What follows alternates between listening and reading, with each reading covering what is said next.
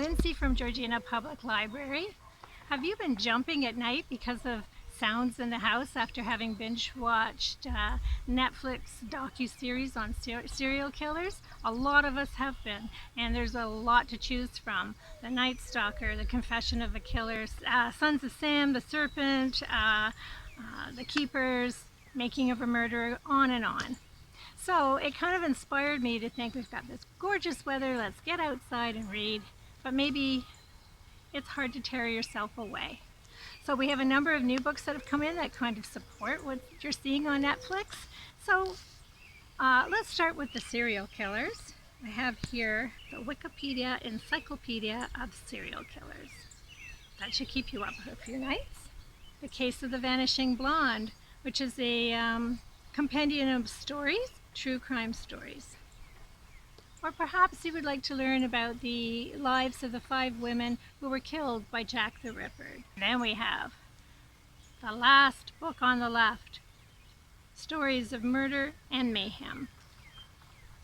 But of course Netflix isn't just about serial killers. There are a number of original series, and we have the books that support those. This one's Spark, about a Japanese comedian and his friend. Funny, interesting, a little quirky. Or perhaps you haven't been able to sleep because of all those serial killer docuseries.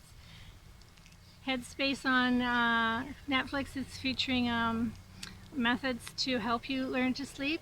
Try the Shapeless, Unease. Or this book, which has proven very helpful for many of our patrons.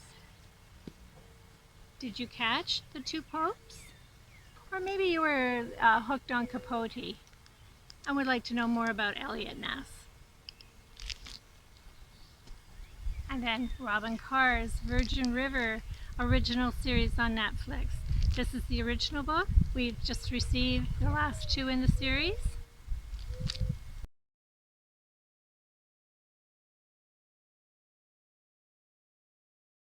And inspired by Bobby Kennedy for President and JFK, The Making of a President, perhaps you'd like to dive into the lives of the Kennedy heirs. And then Nadia Hussein has her Time to Eat series on Netflix. This is the companion cookbook.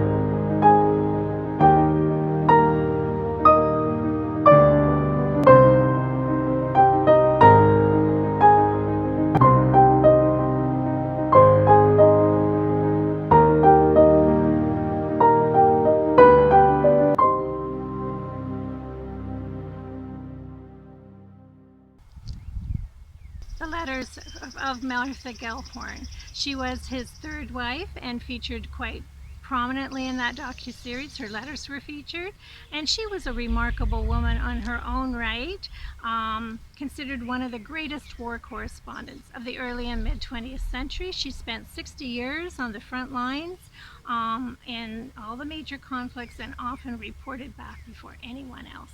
Fascinating read. And lastly, just because we've been immersed in The Crown and the Meghan and Harry interviews, Her Royal Highness, a book that is about the style icons within the royal family and their fashion trends and how they do set style trends.